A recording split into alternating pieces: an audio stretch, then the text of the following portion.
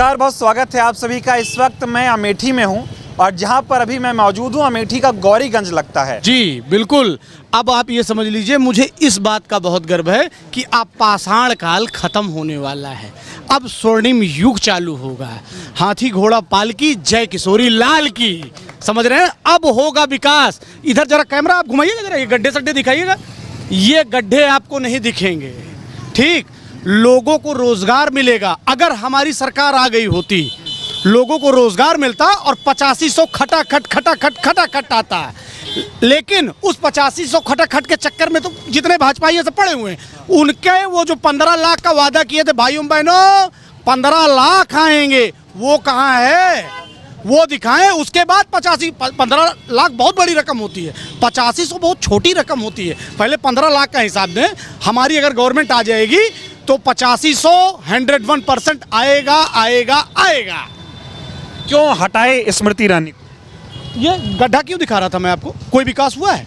आप भी आए यहाँ पे। आप अगर रुकने के लिए यहाँ अगर होटल ढूंढेंगे तो आपको होटल नहीं मिलेगा। क्या विकास है यहाँ पे बताइए। आप कहाँ से आए? दिल्ली से आए हैं। आप एक सच्चे पत्रकार हैं, तभी तो आप वापस लौट के आए हैं, ठीक है ना। आपको कमरा मिला कहीं? जो भी कमरा मिलेगा आपको एकदम व्यवस्था विहीन मिलेगा, एकदम बकवास मिलेगा। लेकिन अब धीरे धीरे धीरे धीरे देखिएगा विकास। नेक्स्ट चुनाव में जब आप आएंगे तो यहाँ आपको 3 स्टार 5 स्टार तक के होटल मिलेंगे। स्मृति ईरानी कहती थी कि अमेठी में उन्होंने बहुत काम किया, कांग्रेस के समय कोई काम हुआ नहीं था। जब से 5 साल में आई अमेठी को बदल दिया, अमेठी में कुछ था नहीं। जी हाँ, वही तो मैंने अपने पुराने स्टेटमेंट वही तो बताया था कि हम लोग पहले पाषाण काल में जीते थे, फिर धीरे धीरे धीरे धीरे विकास हुआ, फिर हम लोग जो है कच्चा छोड़ के पक्का खाने लगे। हम लोग झिंगा लाला करते थे जंगल में ना, हम लोग झिंगा लाला करते थे जंगल में ना। क्या क्या विकास किया? कोई विकास नहीं किया उन्होंने। जो यहाँ पे था उसको भी खत्म करने का काम किया। कहती थी 400 का अमेठी वाले को और 13 रुपए किलो की चीनी।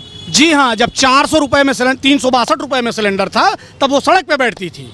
और जब 1200 रुपया हो गया, समझ रहे हैं ना, तो जूं नहीं रेंगती थी, समझ रहे हैं ना। अब सिलेंडर जानते हैं आज की डेट में कितने में है? 900 रुपये में है सिलेंडर।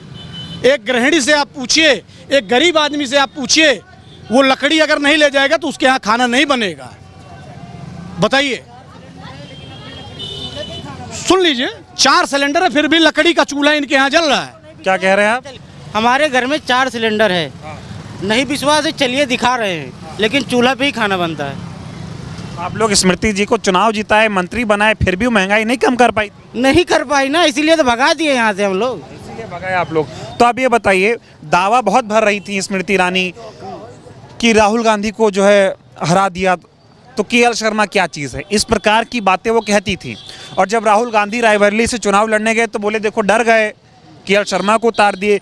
पीए जैसे शब्द का इस्तेमाल उन्होंने किया। देखिए, राजा जो होता है वो युद्ध लड़ने में सबसे बाद में जाता है।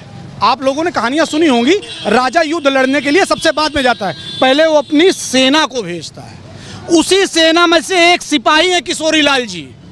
उस सिपाही से पहले लड़के जीत लो, उसके बाद राजा के पास जाना। 1,67,212 वोटों से हारी हैं। ऐसा कोई बूथ नहीं था। 2-1 बूथ आप छोड़ दीजिए, समझ रहे हैं ना, 2-1 बूथ आप छोड़ दीजिए, बाकी ऐसा कोई बूथ नहीं है पूरी अमेठी लोकसभा में, 37 नंबर की अमेठी लोकसभा में, जहां ये जीती हो। लोगों से भी बात कर रहा हूँ, भैया लोग कह रहे हैं कि हारी नहीं है, भगाई गई। लीजिए, परसावा एक हम बूथ है अमेठी में जहां पे 2 वोट मिला है भाजपा को। हमको तो लगता है एजेंटों ने भी नहीं दिया है। जो एजेंट बनाए जाते हैं पार्टी के, उन्होंने भी वोट नहीं दिया है। ये बताइए, अभी मैं लोगों से बात कर रहा हूँ कि स्मृति ईरानी को आपने क्यों हराया? ये कह रहे हराया नहीं है, भगाया है। जी हाँ, बिल्कुल भगाया है। घमंड खत्म हुआ है। राहुल जी एक सच्चे इंसान हैं। कश्मीर से लेके कन्याकुमारी तक, कन्याकुमारी इधर पूरा आपका जितना पैदल वो बेचारा चल लिया गरीब लोगों के लिए। भारत जोड़ने का काम किया है उन्होंने। पैरों में छाले पड़ जाते थे, रोज 25 किलोमीटर चलते थे। मैं लोनी बॉर्डर से राहुल जी के साथ था। जिस हिसाब से वो चलते थे, लोगों के लिए चल रहे थे। उनको क्या जरूरत है? वो लोगों के लिए चलता था। वो मसीहा है, मसीहा। अभी उत्तर प्रदेश में बीजेपी ज़्यादा सीटों पर जीती हुई थी, अब की बार चुनाव में एकदम समेट दिया, इंडिया गठबंधन की एकदम जय जयकार हो गई यूपी में। सिया राम जय जय राम, सिया राम जय जय सिया राम। राम सबको लाए हैं, राम मुझे भी लाए हैं, राम आपको भी लाए हैं। राम यहाँ जितने लोग बैठे हुए हैं सबको, जितने खड़े हैं, जो आ रहे हैं, जो जा रहे हैं, उन सबको राम लाए हैं। लाने वाला राम है और राम के अलावा और कुछ नहीं है। राम लाए हैं सबको, वो राम को लाते थे, घमंड खत्म किया। अयोध्या हरवा दिया। बताइए, वो राम हरवाए हैं, हम लोग कुछ नहीं किए हैं। राजा रामचंद्र जी किए हैं, जो किए हैं राजा रामचंद्र जी किए हैं। जी हाँ। लेकिन अयोध्या में मैं गया था तो अयोध्या वालों को लोग जो है गालियां दे रहे हैं। बताओ कैसे हिंदू हो कि अयोध्या हरवा। इस पे तो मुकदमा होना चाहिए। हार जीत अपनी जगह है, ठीक है ना। अयोध्या के कण-कण में राम है, कण-कण में राम है। अगर आप अयोध्या को उल्टा सीधा बोल रहे हैं, अयोध्या के लोगों को गाली दे रहे हैं, तो आपसे बड़ा पापी कोई हो ही नहीं सकता है। फिर आप क्या सनातन धर्म की बात करते हैं? सनातन धर्म यही कहता है कि अयोध्या के कण-कण में राम है। 10 साल में कह रहे बाइकआउट अयोध्या करना चाहिए, अयोध्या वालों को औकात दिख जाएगी। बताओ बीजेपी को नहीं जिताएंगे। तो ये तो सीधे सीधे मंदिर को बाइकाट कर रहे हैं, इनके ऊपर तो सीधे सीधे मुकदमा होना चाहिए। ये हमारी आस्था के साथ खिलवाड़ कर रहे हैं, इनके ऊपर तो सीधे सीधे मुकदमा होना चाहिए। ये बताइए क्या मामला है कि मतलब अयोध्या में बीजेपी नहीं जीती तो जितने भी लोग हैं वो हिंदू नहीं बस इसको आप खुद समझिए, तानाशाही रवैया है ये। आप इसको खुद समझिए, तानाशाही रवैया है। तभी तो ये 37 पे सिमट गए। कभी 78 74 लाते थे, आज 37 पे सिमट गए। यही कारण है। अब की बार 400 पार कर रहे थे। तो देख तो रहे हैं, वही हाल हुई जो मैंने आपको पहले डिबेट में बताया था कि कुर्सी बेचने वाला आता है, आओ 700 प्लास्टिक कुर्सी 700। ठीक, जब मोल भाव लोग करते हैं तो वही कुर्सी 120 रुपए में बेच के जाता है। वही हाल हुआ। वही हाल हुआ 240 रुपए में कुर्सी बिक गई। वही हाल हुआ। तो आप स्मृति जी का क्या भविष्य देख रहे हैं? अब वो विस्मृति हो गई है, स्मृति विस्मृति हो गई। लोगों ने उसे अब लोग भूल जाएंगे। अब लोग नए विकास की तरफ देख रहे हैं। नया सूरज उगा है, पूर्व से नया सूरज उगा है, उसको लोग अब देखेंगे।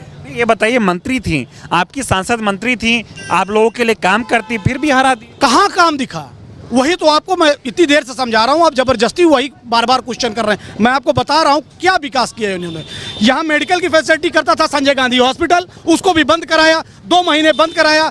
यहाँ गरीब आदमी, छोटे छोटे बच्चे, किडनी की डायलिसिस होती थी, वहाँ पे अस्पताल 2 महीने बंद था।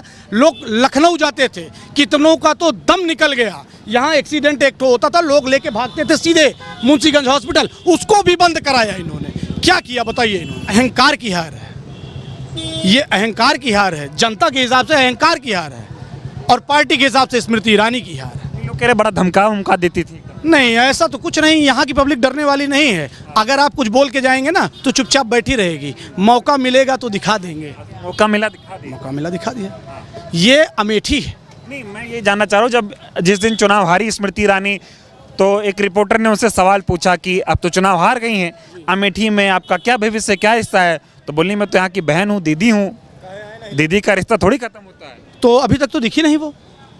उनको आना चाहिए, रिश्ता है तो उनको आना चाहिए, आना चाहिए। और वैसे भी बहन बेटियों से जो रिश्ता होता है वो त्योहार और किसी बड़े पर्व पे होता है। शादी विवाह में वो बुलाई जाती हैं। ये नहीं कि यहीं की बस के रह जाएं, राशन कार्ड में अपना नाम लिखवा लें। मतलब दीदी को कुल मिला के इत्मीनान से विदा कर। हाँ, विदा कर दिया दीदी को, लेकिन बाबुल की दुआएं दे दी स्मृति ईरानी जी। लोगों से